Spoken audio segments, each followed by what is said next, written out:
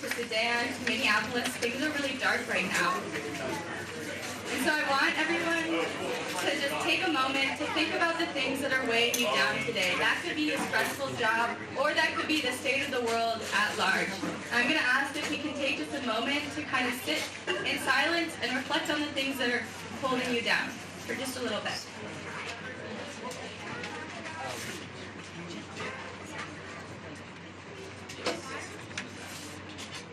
And now I'm going to ask that we all take a collective breath together and release all of those worries, fears, stresses, everything that is weighing you down as you enter this room today, and let it go, just for now. Those fears, stresses, and everything, they'll be there when you leave. But today we're going to focus on what can be done and what we can do together. And who is ready, like in this room, to work with you to make the change that we need in our world today. So thank you everybody so much for coming, for sharing your passion, your knowledge, your care. We are so happy to be here with you, learning how to fight for our city and our neighbors together. I hope you're ready to get organized. Thank you so much.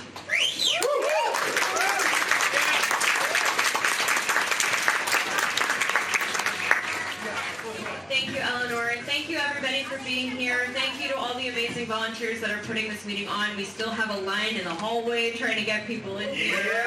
It's a really incredible problem to have, and a really incredible show of strength of our city, our county, wherever you're from. Thank you for being here today. We have a lot to talk about, and we have a lot to do, and this is an incredible place to do that. I'm so honored to be here, and I'm so excited for this meeting today. And yeah, my name is Halsey. I am a library worker. I work at UW Madison Library, represent. And I'm also a member of my union, which is FC Local 171 represent. There's 5 of us here.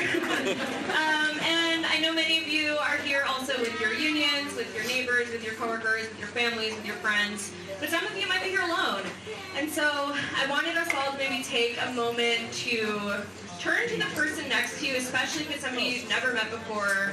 Say hello, ask them how they're doing, and then ask what brought them here today. So we're going to do that for a couple minutes. All right, everyone, we're going to come back. If you can hear me, clap once. If you can hear me, clap twice. If you can hear me, clap 3 times.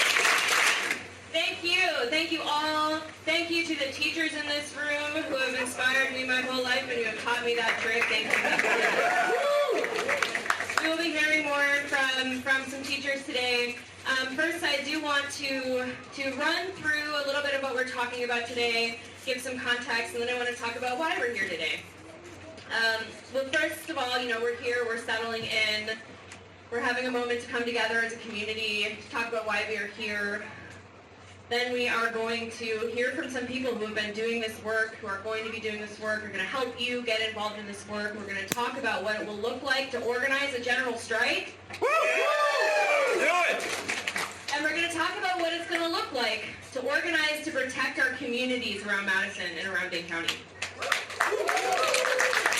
And a lot of that work is going to look pretty much the same. So today we're going to talk about what that means, how you can get involved, how you can plug in. I'm not going to get into it now, but we're going to have some great speakers, some great training, some great information.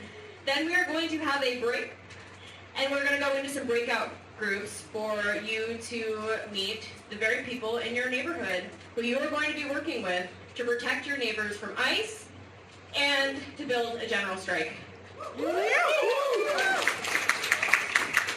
And finally, we're going to be hearing some action items, and we're all going to be taking commitments to take action because this is a long fight that is starting today and will continue until it's won. So we'll be doing that. Thank you all for being here. I wanted to ask you, now that we're back not talking about the agenda anymore, what you talked about with your neighbor that you spoke to just now.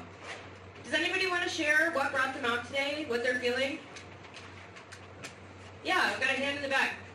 Or in the middle, in the front. Shout out. We're just mad and we're ready to do something about it. We're just mad and we're ready to do something about it. All right, is anybody else mad? Yeah. Is anybody else feeling anything else today? I know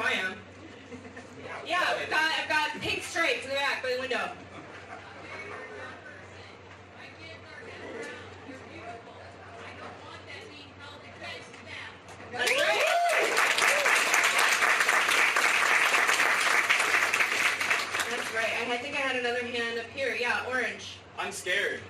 Yeah. Yeah? Tell me more about that. There's a lot of chaos and uncertainty in the world, and a lot of it is being done by people who just want to perpetuate more ill. That's right. Who are those people? Yeah. Well, I'll take you first here, Plaid. I was going to say I'm proud of my city. Yeah.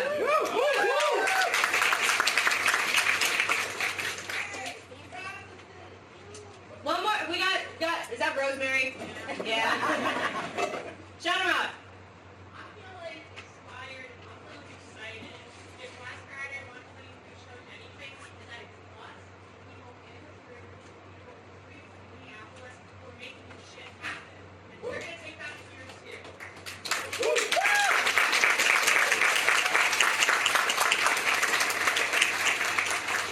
I know that's right.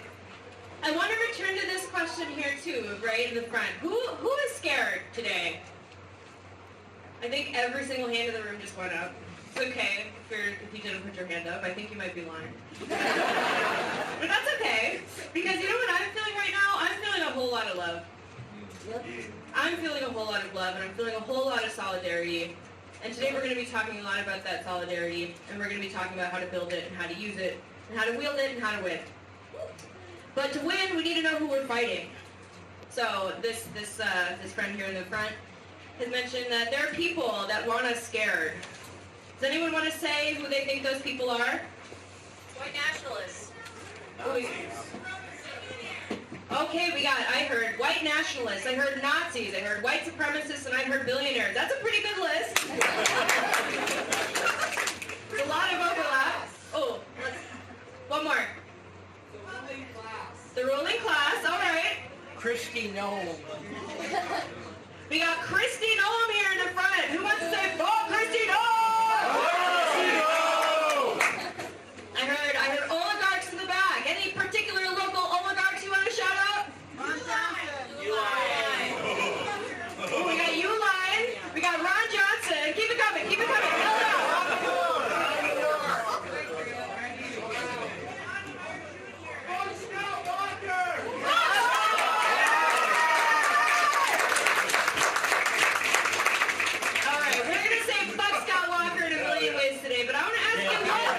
You think it's going to take to say fuck Scott Walker? Organizing! Oh! Shit, we can all just go home now, right? Yeah, I've got Orange Beanie. It's going to take consistent action. Consistent action, right. Plaid. Hands counting the ballots. Ooh, hand counting the ballots. That's a good thing that a neighborhood group could do. Anybody else? Yeah. Long-term commitments to ending police brutality even after ICE leaves.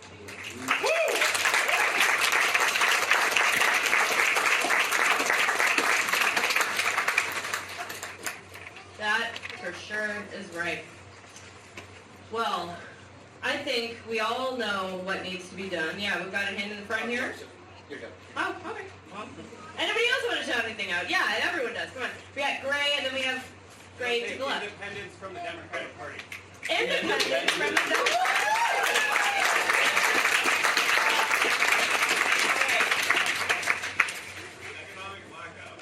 Economic blackout. All right, talk to me about an economic blackout. How do we black out the economy? Does anybody know? Strike. Strike. What's a strike? Withholding labor. Who here's got a job? I know that's right. I felt that boo. Well, we all have our jobs, or we don't. If we don't have a job, we certainly love someone with a job. And on May 1st, we are not going to be going to work. Is that right? All right. I think this room already knows what's up, so I'm going to leave it up there for now. I want to thank you all for being here. I want to thank you all for loving each other, for shouting it out. And I'm going to thank my comrade Simon, who's going to come up next and who's going to talk a little bit more about a general strike and what it is going to take to build it. This work? Can you hear me? Yeah. Does this work? Yeah. How are the folks in the back? You guys okay? Hey, there's some seats up here if you want to sit down. There's a few of them at least, maybe 4 or 5. My name is Simon Rosenbaum Larson. I'm a union organizer. I come to you today pissed off. I think many of you share that feeling with me. Who else pissed off? Yeah! So anger is a powerful motivator, but it is not what's going to get us to this economic blackout, to this shutdown, to this strike. So I just want to sort of ask a question to the group. Who all has marched in the last year? Raise your hands. Now, who all thinks those marches have fundamentally changed the calculations of those in power over the last year? Oh, wow. Okay. Hold on. There's like 2 people. Why do you think that is? Why is that peaceful protests like those marches, they are the largest marches, the largest protests in American history, have not fundamentally changed the calculation of those in power? Because they've incorporated, Money. they're ready for it, they've already incorporated for it. So They're it doesn't prepared bother for it. They know what's coming. Too many cops are blocking. Too many cops around blocking it. These are they're state-sanctioned protests. They are peaceful marches. They're demonstrations of power in unity, but they are not exercising power. I want to be clear, there's a difference between organized collective action that is non-disruptive and organized collective action that is using our power in numbers to cause damage to the regime.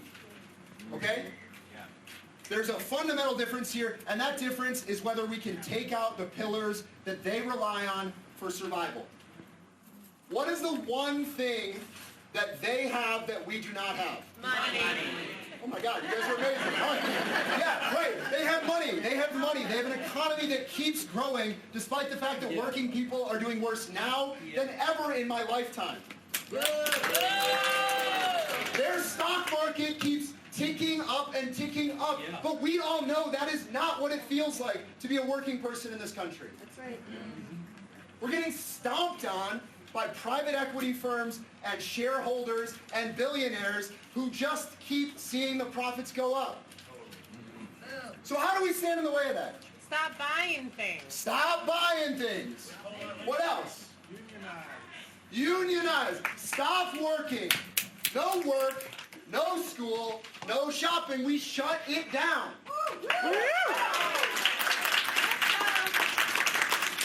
Now, I wrote myself notes because I tend to go off script, but I just want to be clear. Mayday Strong is a coalition of union members, a coalition of labor leaders, a coalition of community organizations, a coalition of networks around this country that are calling for a shutdown and a strike on May Day 2026. Voces de la Frontera. How many of you know Voces? Okay, I hope everybody in this room does. They're an immigrant rights organization based here in Wisconsin that has been fighting on behalf of immigrant working class people for decades. But Voces has called for a general strike on May 1st, 2026.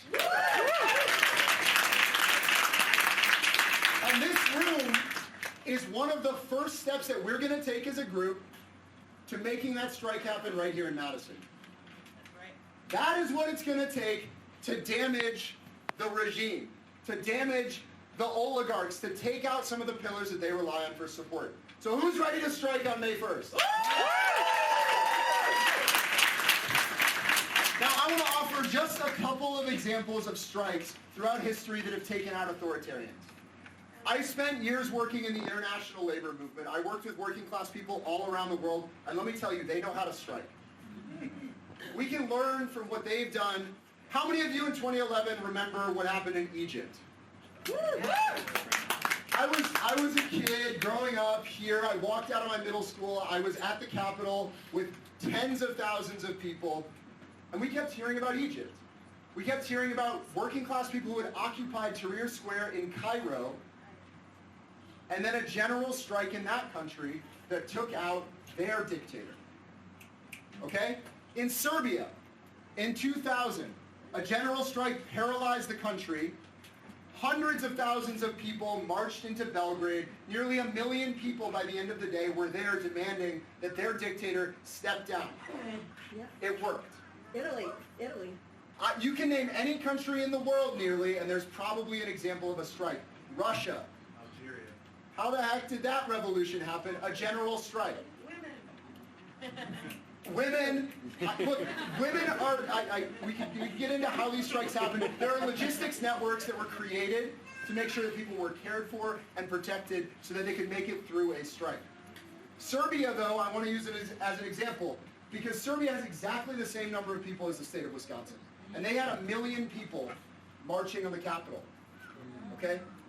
In 2011, we had about 100,000 people, give or take, at the Capitol. I promise you, if we had 1 million, we would have won that fight. So what is it going to take to build a general strike here in Wisconsin? A general strike is going to take buy-in from every neighborhood, from every workplace, and from every union in the state. A general strike is dangerous.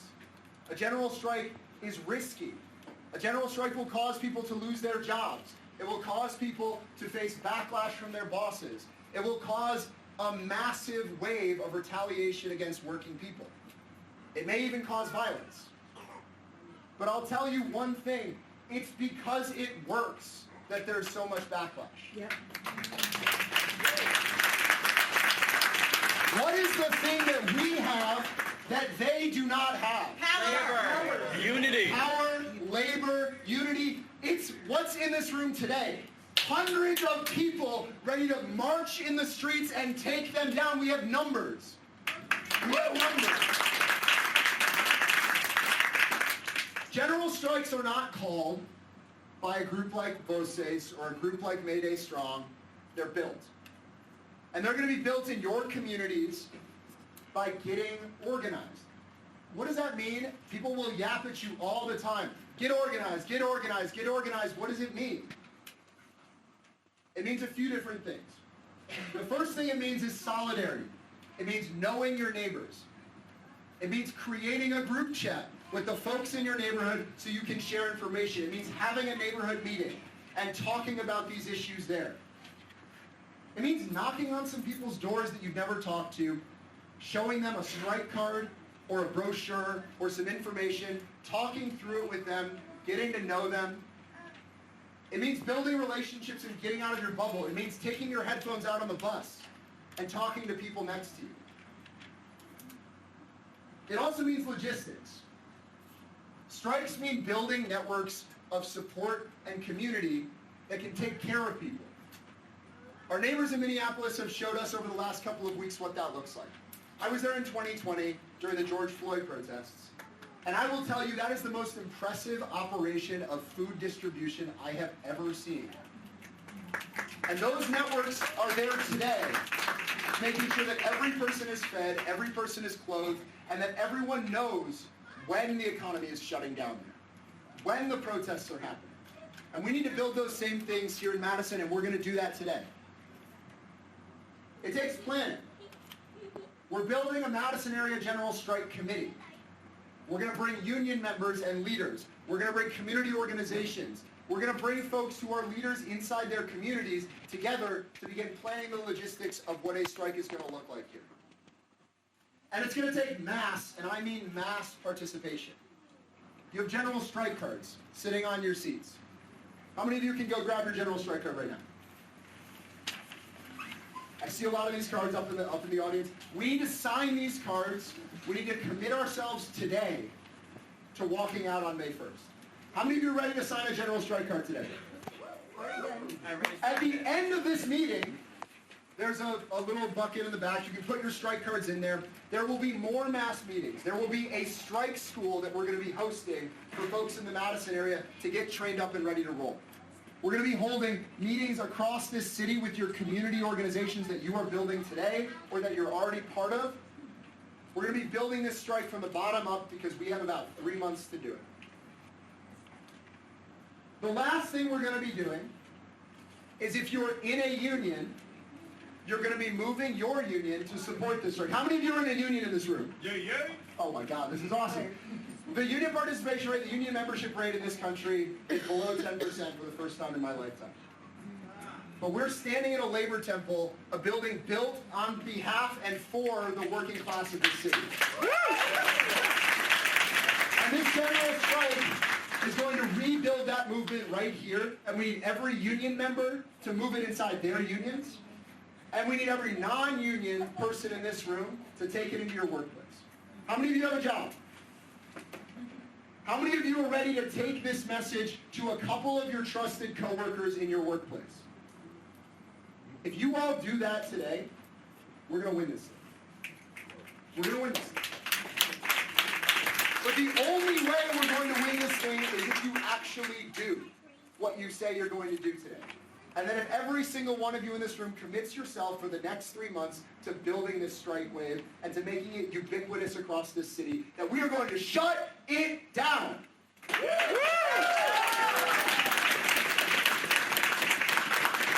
I'm going to take questions in just a second, but the last thing I want to say is that we can look to our sisters and brothers in Minneapolis who struck last week.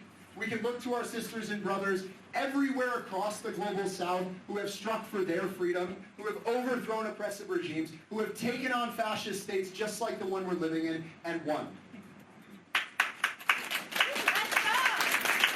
But it depends on the lessons that we are able to learn and the humility that we can have to share power widely across this city. And I promise you, I will be with you every step of the way, and every single person who had their hands raised during this is going to be with you every step of the way. Solidarity, thank you, and let's take some questions.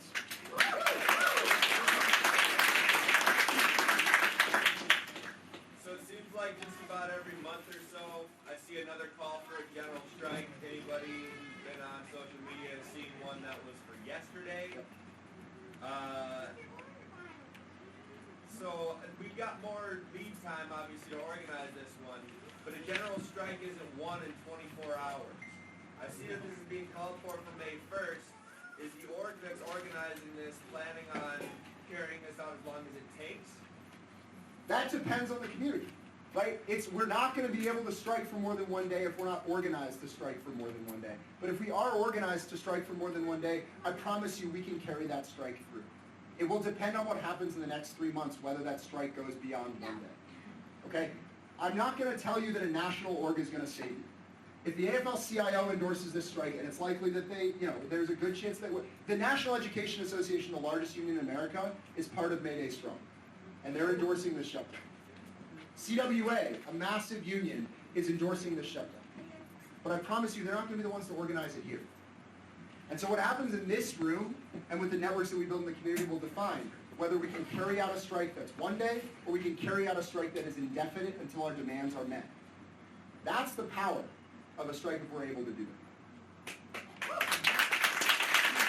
I'm going to go back first. So let's go back there. Yeah.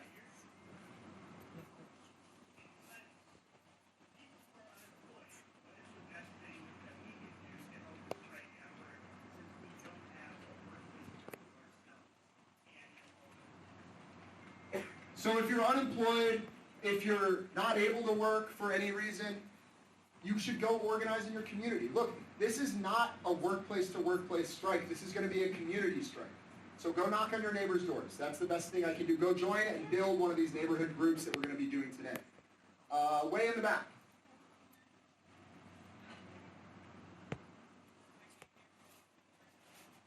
Top of your lungs.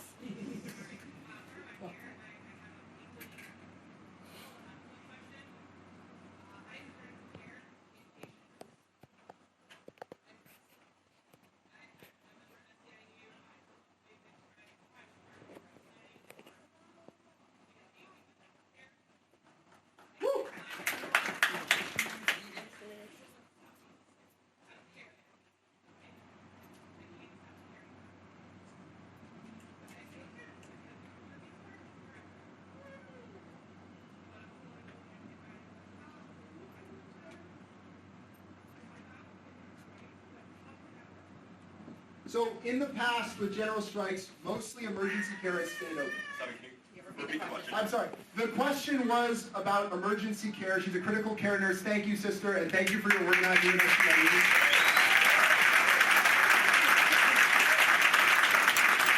most general strikes throughout history, critical care is not shut down. And there's a reason for that. We want to make sure that people have the care that they need. If people just die on mastering a strike, we're not going to win that strike. But if we shut down what they rely on to make their profit, that's how we win.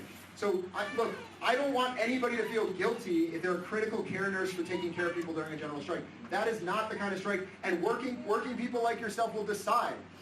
That they'll make that decision for themselves. There's nobody from the top that's going to tell you, you got to shut it down or you don't. So I think it's use your own judgment as a worker. You know what's best for your patients and for the community. Let's see, one in the mask back there. Yeah, go ahead.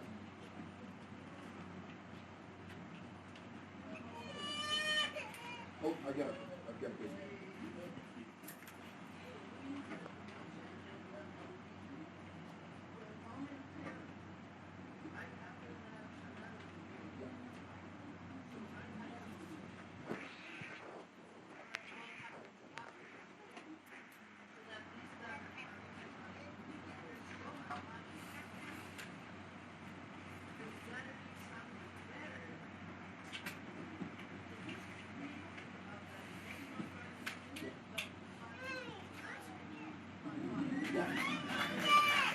The comment or question is basically, what do we do when we win? I'll tell you one thing, we're not going to win on May 1st. We're not going to win on May 1st. Okay? We are not going to win everything we need as working people to thrive on May 1st, but I will tell you that May 1st is a massive step to a victory. And so May 1st is going to be defined by the community organization that happens over the next 3 months. But what happens after May 1st is our ability to maintain and build that community organization, build the working class power needed to take back power in our political system and in our economic system to make it possible. That will be defined, again, by the level of organization that we create. So I think I'm being told I'm almost out of time.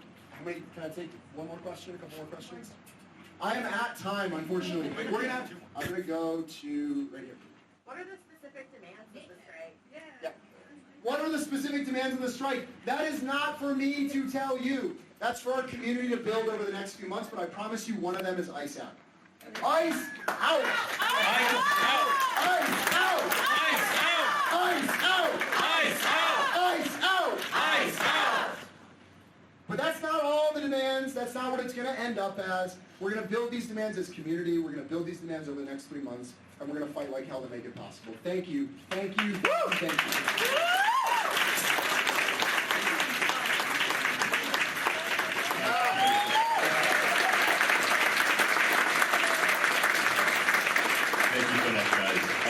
Yeah, so up next we're going to be having a quick break, so we'll reconvene here at 1:30.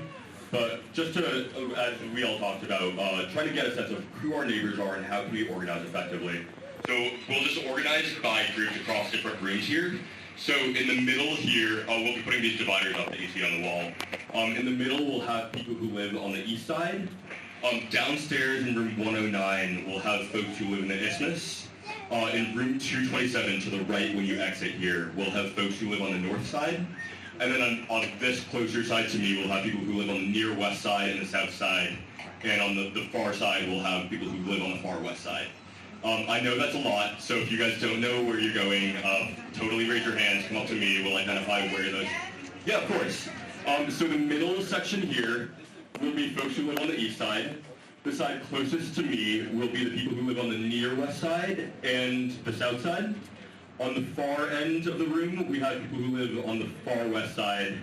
Downstairs in room 109, we have folks who live on the Isthmus.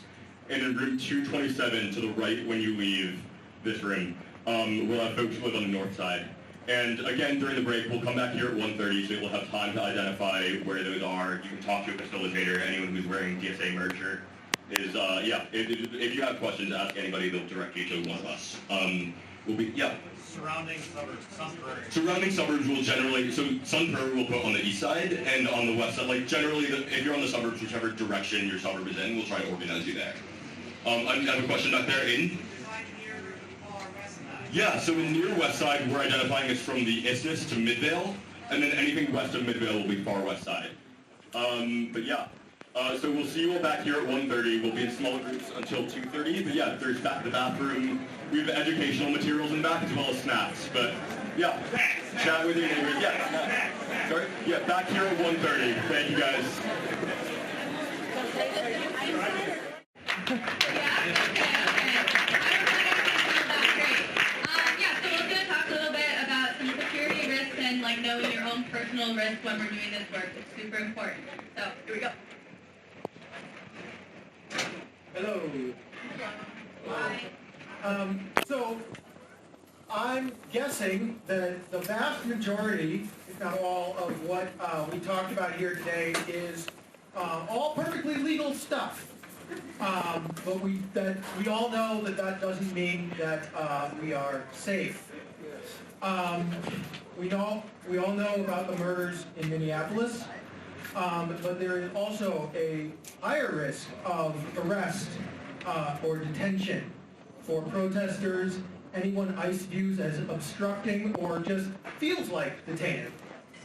Protesters' identities are also being leaked to try and incite harassment against them. We should not be scared or cowed, but we do need to be clear-eyed and honest about the risks and assess our vulnerability and to be able to choose actions that are appropriate to us. Some actions, like getting out and filming ICE, are high risk. Others, like delivering groceries to vulnerable neighbors, are lower risk.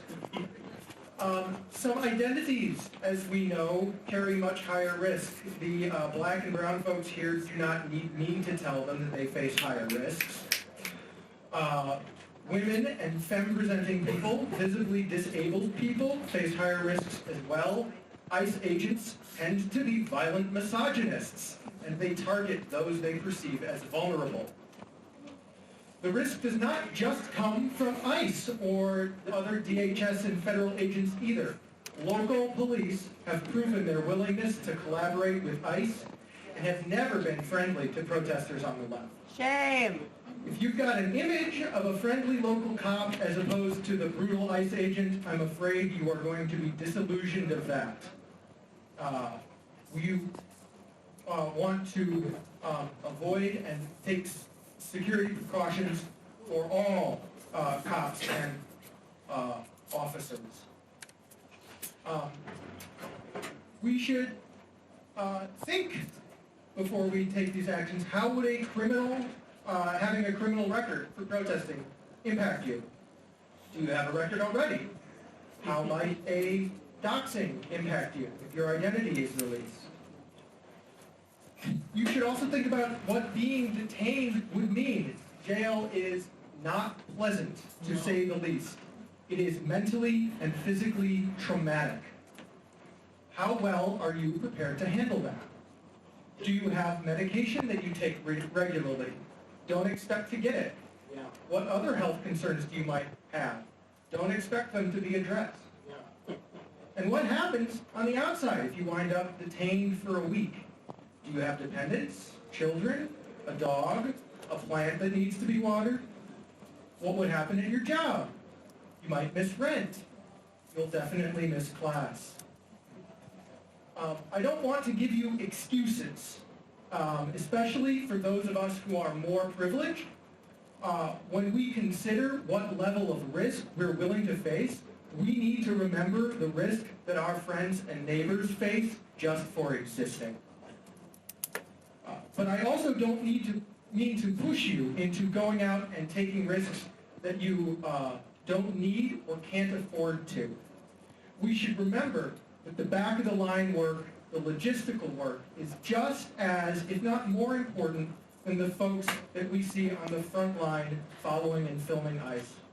For everyone out there doing the most dangerous stuff, there are many more doing the important work to support the ICE Watch and the rapid responders and our neighbors in need.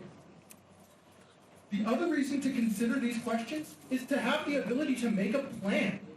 Even if you don't plan on exposing yourself to risk, you never know what can happen, and it's always better to be safe. You should try to find answers to as many questions about what happens when you get arrested as you can. Maybe your friend can come by and feed your cat. Maybe your brother can cover rent and you'll pay him back if he really needs to. Somebody should probably try and get you out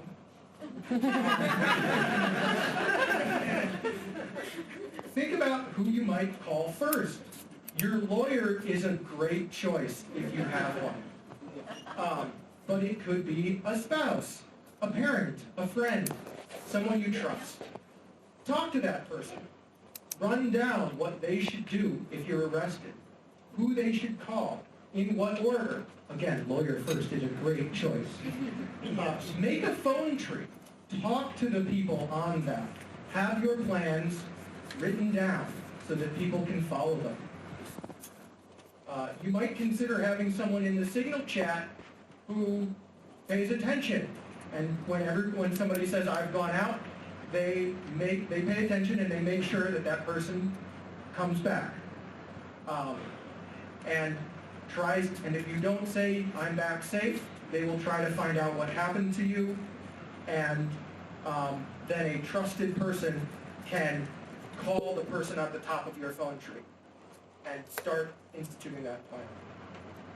This isn't just smart planning, it's also a relief.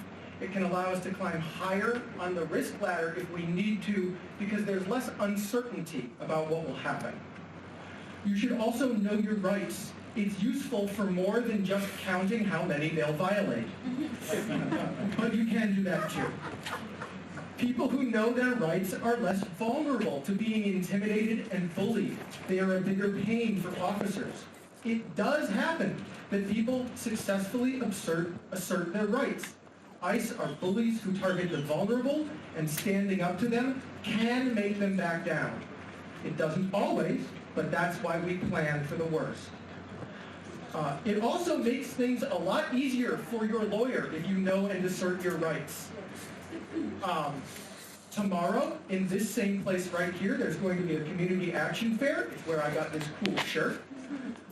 They will be having a donation drive, and there are also 3 Know Your Rights trainings at 11:30, 1:30, and 3:30 here tomorrow.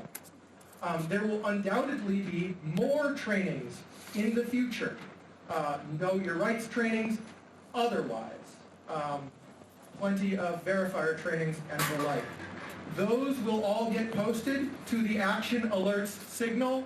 If you can see the big QR codes posted around the room and outside, we will be posting all of the events and trainings and protests and everything that we find out about.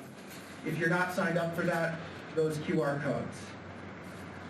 And now we've got a couple other folks coming up to tell you about a couple things that are going to be coming up and that are going on. Yeah, sure. Thank you. Thank you. Will. Hey everybody, how's it going? My name is Seth. I am a member of the Madison Area Jewish Voice for Peace, as well as Veterans for Peace and About Face Veterans Against War. Just got a couple announcements, upcoming events, and a quick call to action. So, upcoming events on February 19th, that's a Thursday at 7 p.m. at the Christ Presbyterian Church on 944 East Gorham. Jewish Voice for Peace is going to be hosting 3 individuals for an event who have just come back from protective presence trips in the West Bank. These are people who are directly on the ground documenting and protecting Palestinians in the West Bank from Israeli settlers and settler violence, which has spiked dramatically recently. We got some handouts over here. You can also follow Jewish Voice for Peace on Instagram and other socials.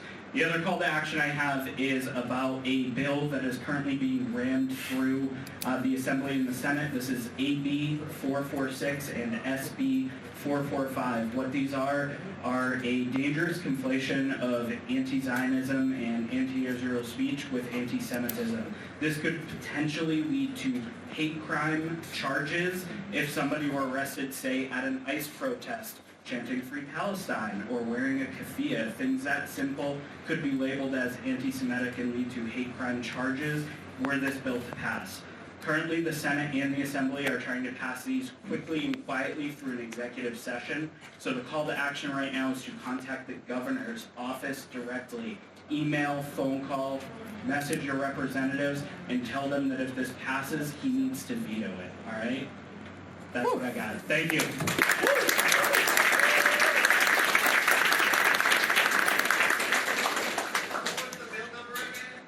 AB, Assembly Bill 446, and SB Senate Bill 445. They're the same bill.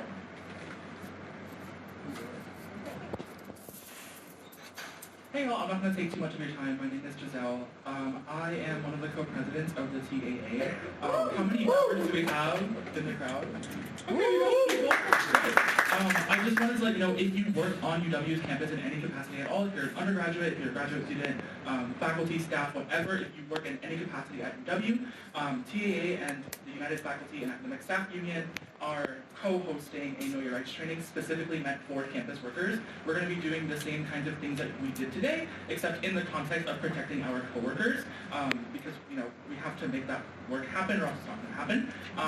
And so the details for that, it'll be on the 4th, which is Wednesday, this Wednesday, 5:30 p.m. at Science Hall, room 180.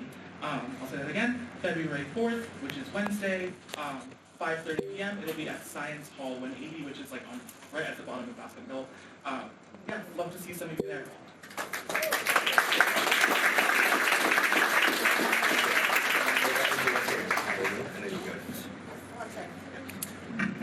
Hello everyone, my name is Allie, my pronouns are she, her. I am a member of DSA, but I'm also talking to you as a member of Unspy Madison. We are a collective of people working to kind of combat the surveillance state within Madison. How many of you know what flock cameras are? Gross. So technically the city of Madison has an ordinance against any sort of AI-based surveillance camera, but that doesn't count on state property. So they are on the UW campus, and they are on the Capitol Square. Gross. Yes, shame. So there's a group of us, once again, Unspy Madison, who are working to combat the surveillance state. So not just flock cameras, but other things of that sort within Madison. Specifically the flock cameras on campus are kind of our first target, but it will expand from there. If you want to get involved, there's a signal chat, and that will be shared to the big ICE out signal chat that you should all have joined. But you can also go to our website, which is unspy.mindfill.com, or feel free to come and talk to me afterwards. Thank you all.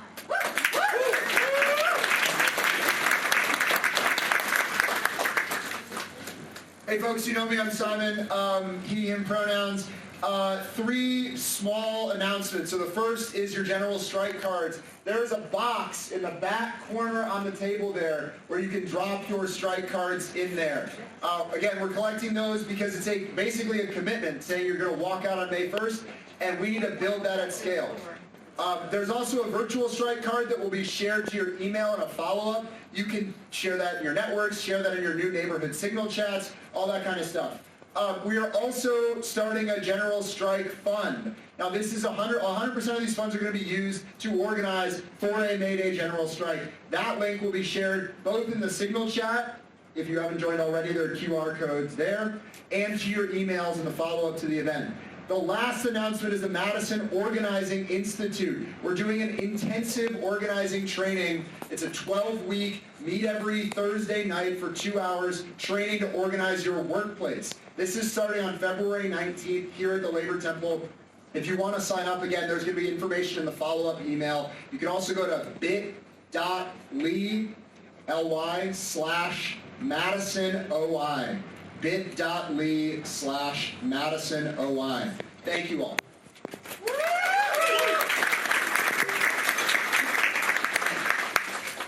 All right, guys. Yassini, him. One of the first off, thank you guys all so much for being here. I'm up here to wrap it up. Yeah, I know we've talked a lot about keeping commitments and really being committed to the struggle here in the coming months. And if you guys could all take about 30 seconds, turn to the person next to you, and talk again about one commitment that you have coming out of this. If you want to set a date to talk about when you guys will keep each other accountable, that's awesome.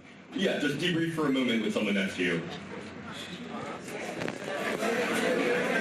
So we're going to leave you with a little bit of energy, and all of the things that we talked about earlier will be in that signal chat, so we want to really flag one will share those in your small signal chats, but please scan the QR code just to see what's coming up. But we're going to leave with some energy, so I've got a couple chants for us. So we're going to start with no ICE, no KKK, no fascist USA. No ICE, no KKK, no fascist USA.